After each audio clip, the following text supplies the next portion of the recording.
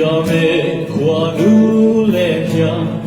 sang mel to si sang in moi si thấy lang nga nu lem song song con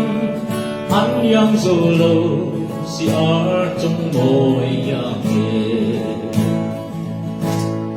apoi mange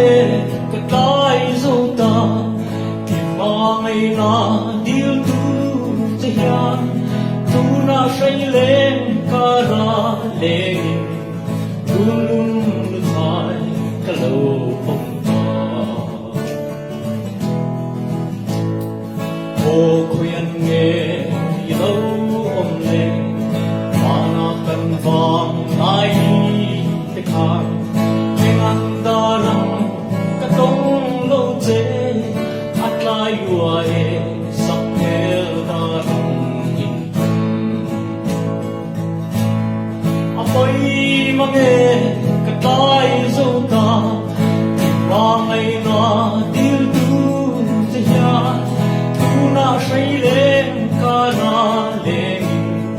lum thai kalo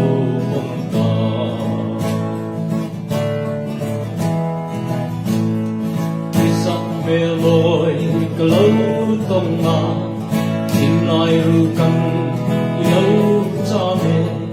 thấy đắng lên đắng cả đón thấy lu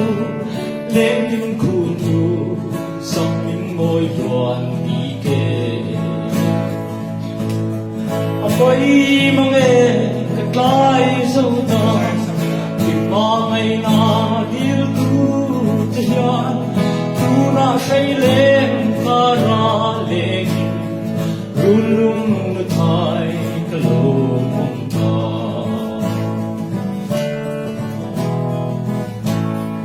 ka tuar zo lo sun sang le ki chon ban le ma sam len xiao pu re nge len ku man fu zer o lai pu lo yan apoi mange katai zota ki mangai na dil tu te hian tu na shai le